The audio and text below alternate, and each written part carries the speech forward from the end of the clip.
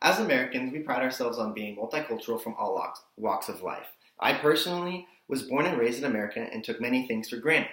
My life changing experience to a foreign country not only opened my eyes to how very different backgrounds people have from us, but it also made me realize how many things we take for granted.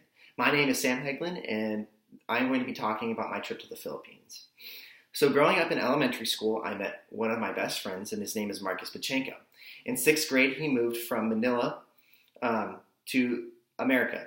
So during that time, I befriended him, and we became best friends, and we decided to eventually go on a trip to the Philippines together.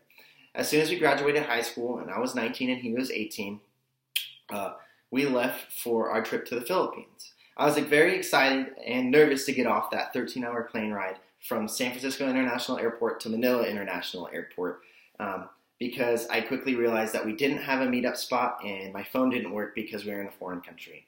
So as I got off, I quickly realized I was out of my element because I was the second tallest person in the entire airport, and the only person that was taller than me was this African-American man who was about 6'3" or 6'4", where the Filipinos thought he was so tall that they would take pictures with him because they thought he was a basketball player.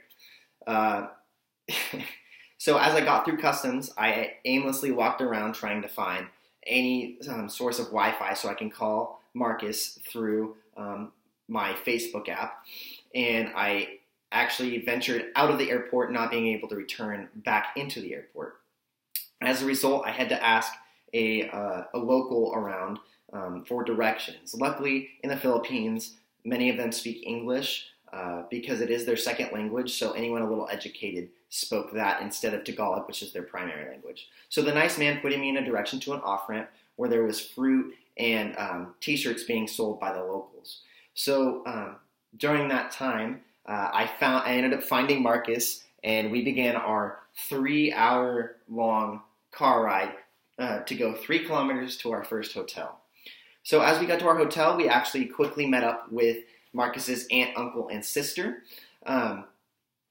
They lived the equivalent of a middle upper class life of similar to American. The primary difference that I realized was that they owned maids, butlers, and drivers, as well as only living in a 2-bedroom apartment.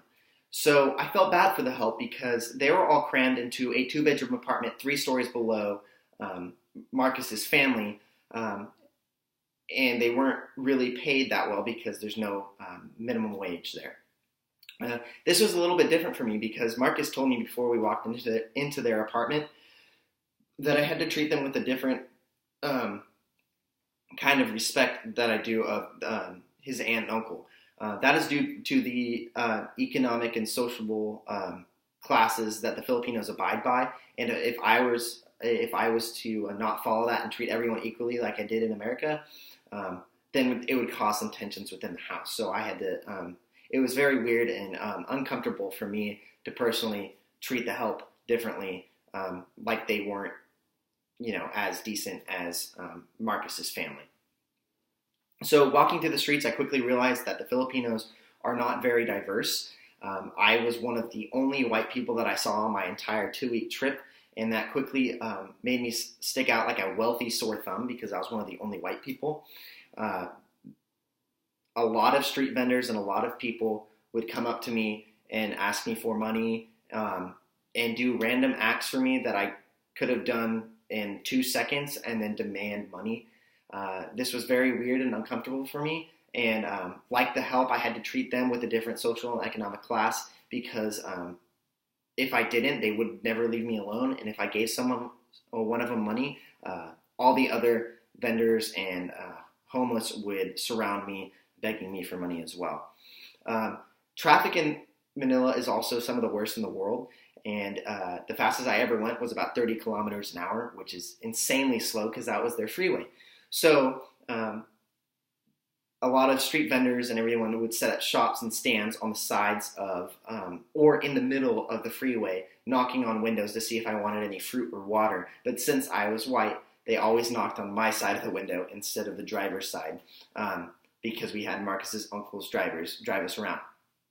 Um, it was also very interesting to me to see how there was three-story tall buildings that were absolutely immaculate, and they were stacked next to a little shack where there were 8 people living out of it, selling gum and water outside the front of it.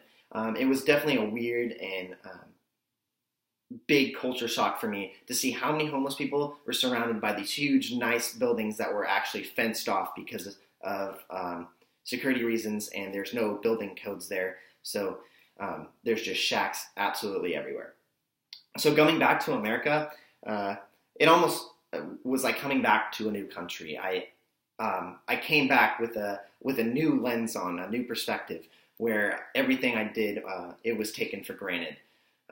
The plumbing, the air conditioning, the clean hotels, the clean streets, the very minimal homeless. It all puts that into perspective of how fortunate we are to live in America, and what we do in our daily lives, and how fortunate we are. So all in all, I really, really, really enjoyed my trip to the Philippines. We did many things, such as scuba diving and ATVing for super duper cheap, like $20. And I would do it all over again in a heartbeat. And I really hope my experiences have changed what you think about living in America and how fortunate we are. And I hope that you get a chance to experience a developing nation as well. So thank you. And that was my speech.